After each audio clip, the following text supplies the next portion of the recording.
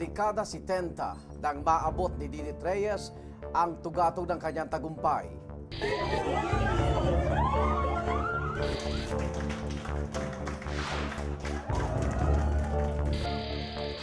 Bakit sinabi ng kanyang anak na siya ay pinatay at hindi namatay?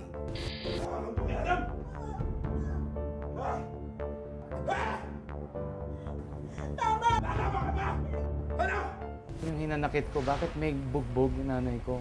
Namatay na may pasa. Yun ang inisip ko kaagad, ano nangyari? Bakit gabi ako naman, Arnold Clavio, ang mga tanong ng kahapon.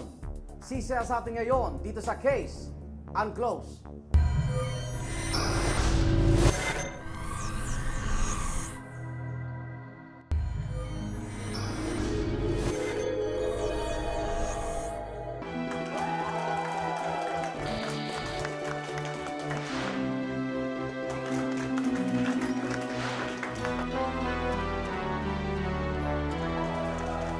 Noong dekada 70, matindi ang kinang ng bituin ni Didit Reyes, isang singer at tinaguriang jukebox queen. Alam mo si Didit Reyes, ng panahon namin, siya yung kinainggitan ng lahat ng babaeng artist. Bakit kamo? Kasi siya yung sexy, maganda, epitome of a real performer.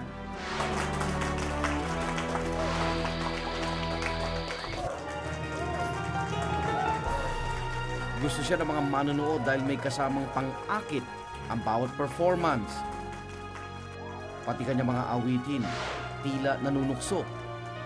Tulad ng Bakit Ako Mahihiya at Araw-Araw, Gabi-Gabi. There is only one superstar, Nora Honor. During her time, parang nasa superstar status siya.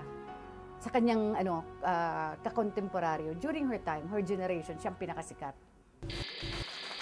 15 years old nang magsimula si Didit Santa Maria na sumali sa mga singing contest.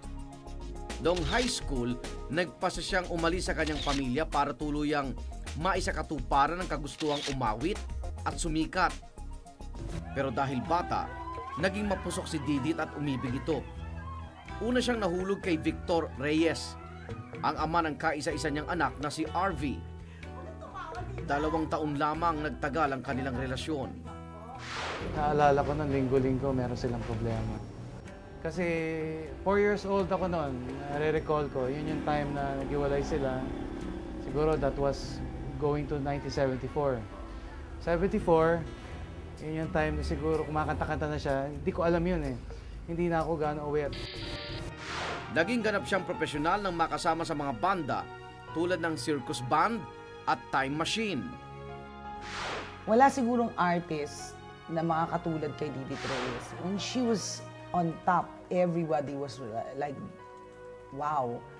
Everybody was trying to be Didit Reyes when she was on top. Talagang gusto namin na sana bigyan kami ng ganung pansin. Alam mo, i-duplicate mo siya because she's really phenomenal.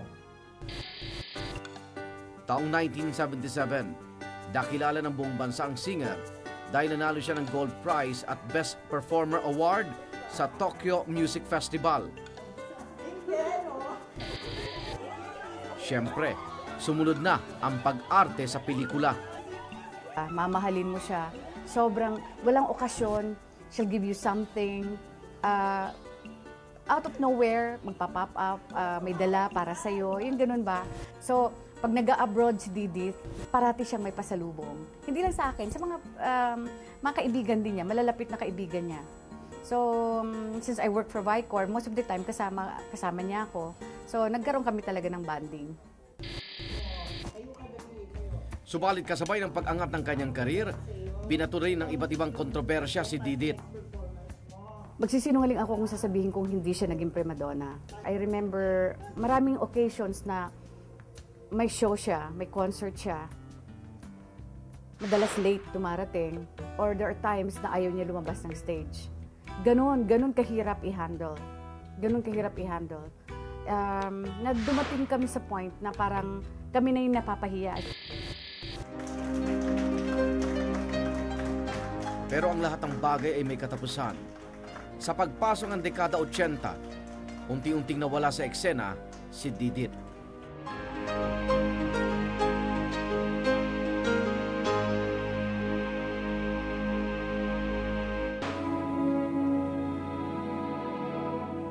Matapos malas sa pantagumpay, hindi na kayanan ni Didit na tanggapin ang pagkalaos. Huwag mo ka pa kay Kalaman! Umalis ka dito! I think it started when she got like, when everybody was commenting na nahihirapan na silang makibagay sa kanya dahil lagi siyang lasing, lagi siyang, I don't know if she's into drugs, but they were saying na lagi siyang may problema sa alcohol. Even before siya sumikat, umiinom na siya.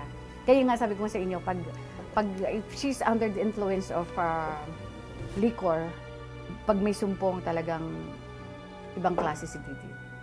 Pag gusto niya maging professional, napaka-professional niya. Pero pag gusto niya maging unprofessional, napaka-unprofessional niya. So sabi ko nga, extremes eh. Ganun ang personality ni Didit eh.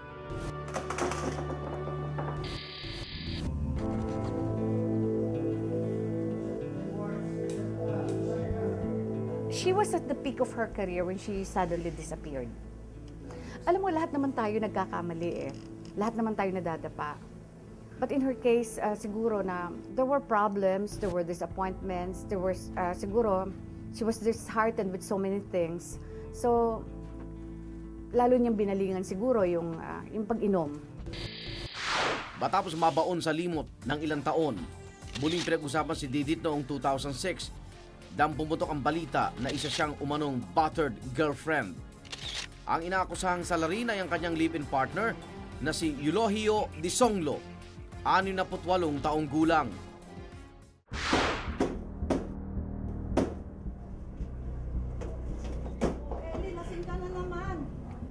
Kwento ni Didit, pinagbubuhatan siya ng kamay ni Eulogio at hindi niya magawang lumaban.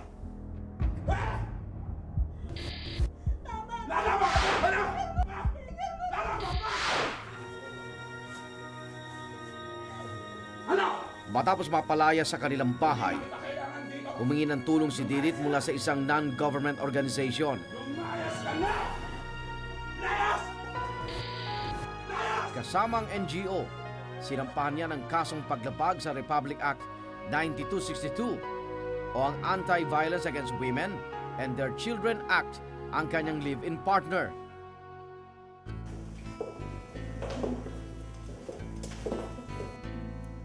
Dahil walang trabaho, pumasok siya bilang receptionist sa isang parlor. Les, kamusta si Didit dito? Yung nagtatrabaho siya dito? Mabuti naman at napasaya niya yung mga customers namin dito kasi siya yung naging receptionist namin dito sa salon. Magaling mag-entertain. Minsan nga kinakantahan niya yung mga kliyente, tuwan-tuwa sila. Pero may trabaho ngang bago. Nadala umano ni Didit ang kanyang bisyo. Daging sakit siya sa ulo ng mga katrabaho.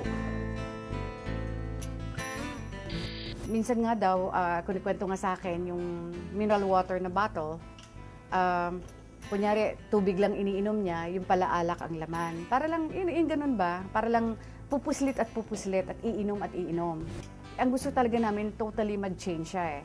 Kaso lang, parati siyang nag-slide back sa pag-iinom. Hindi ko lang alam kung ano yung sakit niya, pero may iniinda siyang sakit. December 6, 2008, na magpaalam dito sa pinapasokang parlor si Didit na siya ay magtutungo ng Laguna para dumalaw sa isang kaibigan. Ito na pala ang huling beses nila na makikita siyang buhay.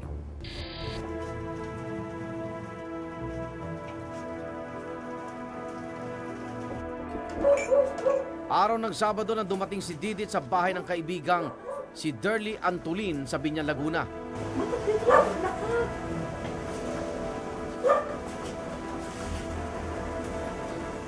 Ano? Kamusta na?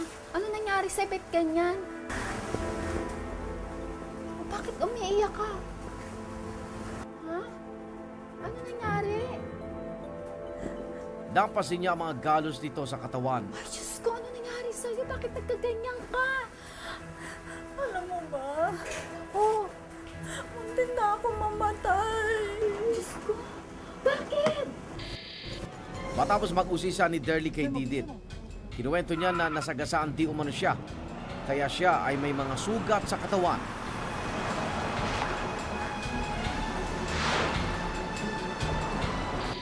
Pinagmamasdan ko naman yung nabangga, inaano ko yung yung kamay niya, yung wala naman siyang ako nakitang gas-gas, ugalo sa kanyang mga kamay. Hindi na lang ako kumibo kasi ayaw ko nang nagtatanong sa kanya eh.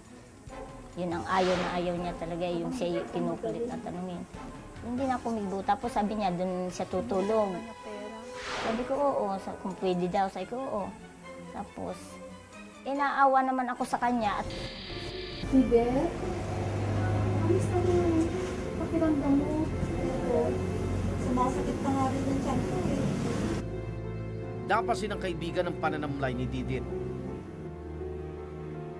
Sa 2 araw na inilagi ni Didit sa bahay ni Derly, ay nakisuyo pa sa kanya ito na bilan siya ng gamot dahil sa pananakit ng tiyan. Pabili sa'yo ng gamot? Sige, bili kita ng gamot.